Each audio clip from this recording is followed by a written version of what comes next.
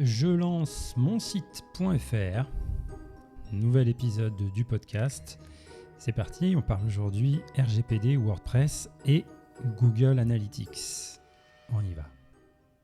La question de savoir si vous pouvez être embêté par la CNIL aujourd'hui, recevoir un avertissement, payer une amende parce que vous auriez installé Google Analytics sur votre site. Évidemment, on va tirer les choses au clair. La réponse est oui, il y a un risque, mais on va rentrer un peu plus dans le détail. Et, Google Analytics pour recueillir de la donnée, de la data sur vos utilisateurs sur votre site web.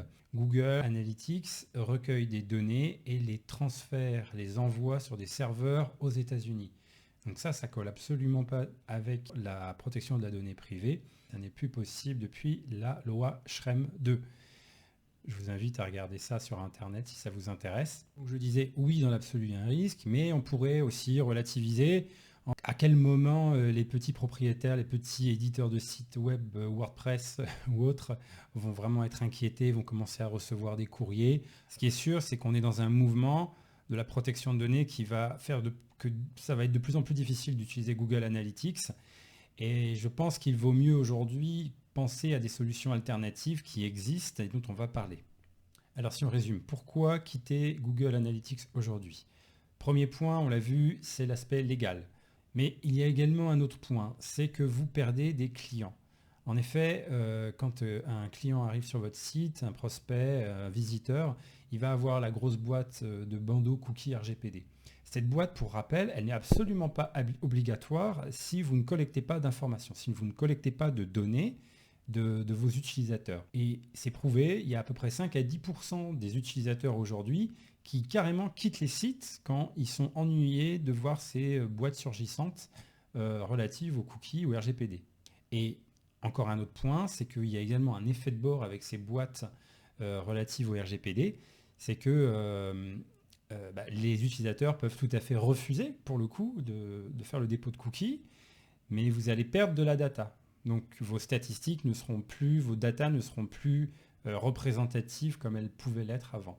Donc voilà, c'est autant de points en fait qui peuvent conduire aujourd'hui un éditeur de site à se dire qu'il doit changer, qu'il doit évoluer, qu'il doit commencer cette transition avant qu'il soit mis au pied du mur et que ce soit vraiment trop tard pour réussir à migrer son outil de production. Et donc là, je vais vous parler justement d'une solution qui s'appelle Matomo Analytics, qui est une solution gratuite, qui est une solution qui a été validée par la CNIL, vraiment sur l'aspect, on entend légalité, pas sur l'aspect performance, mais qui aujourd'hui permet de faire ce que faisait Google Analytics, en tout cas dans une certaine mesure. Et j'allais dire, pour la plupart des sites, ça convient complètement. On n'utilise pas forcément tous les potentialités, les capacités de Google Analytics comme ils nous le proposent. Donc, est-ce que ça vaut vraiment le coup de rester sur Google Analytics quand on peut avoir la même chose en gratuit, sans forcément l'obligation d'avoir une boîte surgissante de type RGPD, et qui finalement va rester pérenne dans le temps parce qu'elle est adoubée par la CNIL. Pour finir, je vous dirais que par exemple, un site comme Le Monde a décidé cet été, donc on est en 2022, d'abandonner Google Analytics pour récolter de la donnée. Donc, c'est tout à fait possible, parce que pour rappel, les groupes de presse sont vraiment les groupes principaux qui ont besoin de données pour survivre, pour proposer justement des modèles économiques à leurs lecteurs. Donc, et qui soit acceptable. Donc si Le Monde a réussi et l'a fait, c'est quand même un signal. Donc là, je viens de vous proposer l'alternative Matomo Analytics, qui n'est qu'une des alternatives qui est possible. Il en existe d'autres. Je n'ai pas de contrat avec eux, pas d'affiliation ou quoi que ce soit à les proposer. C'est juste que j'ai commencé, moi, à installer cette solution sur mes sites web. Je vous propose également d'autres outils qui sont tout à fait possibles d'être utilisés.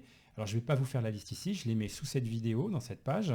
Comme ça, après, à vous de faire le choix si vous voulez voir ça tout seul. Si par contre, vous êtes intéressé pour suivre une formation que je vais dispenser, qui est gratuite sur Matomo Analytics, je vous conseille donc de vous inscrire dans le programme qui est en dessous. Et de cette manière, vous serez prévenu dès que vous pourrez rejoindre le programme, justement. Donc, il s'agit de savoir installer Matomo Analytics et le configurer sur WordPress. À bientôt.